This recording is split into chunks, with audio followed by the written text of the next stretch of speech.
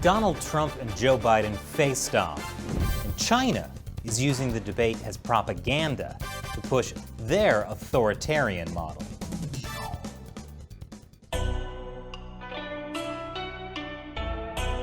Welcome to China Uncensored. I'm Chris Chappell. 2020 has sure thrown a lot of disasters at us. The latest disaster being the U.S. presidential debate between Donald Trump and Joe Biden. But you I just want to make sure. Joe, you're the I want to make sure. Graduated last in your class, not first in your class.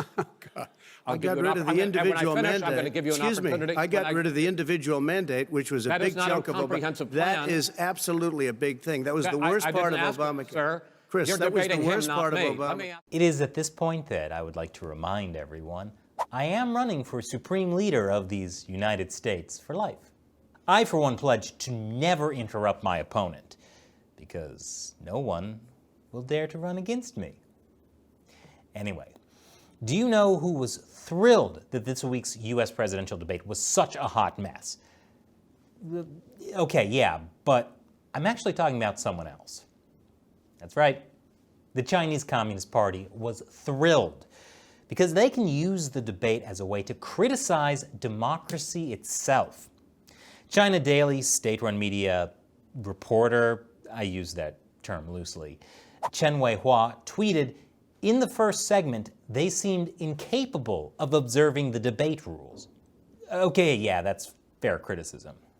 And my favorite Chinese state-run media, the Global Times, wrote, the U.S. presidential debate is not an occasion for observers to learn what policies the candidates would make after they get elected, but an opportunity for the candidates to attack, accuse, and stigmatize each other. Okay, even a broken clock is right twice a day. For decades, Beijing has criticized U.S.-style democracy, holding up very real flaws in the American system. Trump helped to bolster that view, and in turn, further erode global confidence in U.S.-style democracy. Just to be clear, those last two quotes weren't Chinese state-run media, they were CNN. But this criticism isn't new. For a long time, the Chinese Communist Party has been trying to portray democracy as chaotic and broken. In the 2016 presidential debate, doesn't that seem like a long time ago? State-run China Daily said the debate showed democracy was ill. And I don't think they meant ill in the Beastie Boys sense, for which you may need a license. Chinese state-run media meant that such chaos and disorder tells the world that the U.S. is sick, and U.S. democracy is dead. And that's how China is trying to spin this year's debate. Hu Xijin, the fantastic editor-in-chief of the Global Times, tweeted, such a chaos at the top of U.S. politics reflects division, anxiety of U.S. society, and the accelerating loss of advantages of the U.S. political system. So clearly the conclusion the Chinese Communist Party wants you and the world to come to is that U.S. democracy is chaotic and bad. And so really, that's why what's really superior is China's system of efficient one-party rule, or as the Communist Party calls it, and I'm not making this up, the People's Democratic Dictatorship. That's why, in the Trump-Biden debate chaos, China and other opponents of democracy are the big winners. Communist China doesn't have nasty presidential debates. They don't have any kind of debate. The Communist Party tells everyone what to think, and if you hold the politically incorrect views, there's always the growing number of internment camps that can help re-educate you.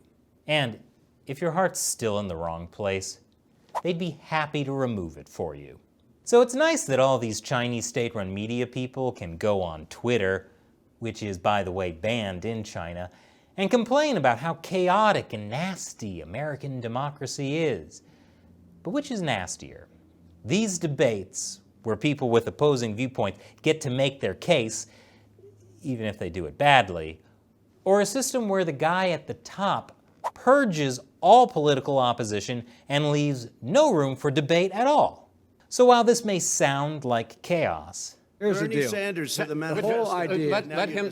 there is no manifesto. it's music to my ears compared to what the Chinese Communist Party wants for the world.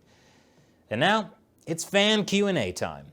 At the end of most episodes, I answer a question from a fan who supports the show on the crowdfunding website Patreon. Today's question comes from Matthew Etzel. Chris & Co. I keep seeing worldwide reports on cases of COVID-19, and the PRC is always shockingly low on these charts, not even topping 100,000 confirmed cases. Why is it that everyone believes this flagrant lie, and is it even possible to get an accurate estimate? You know, that is a great question. The Chinese Communist Party, very obviously, has been lying about the coronavirus since day one.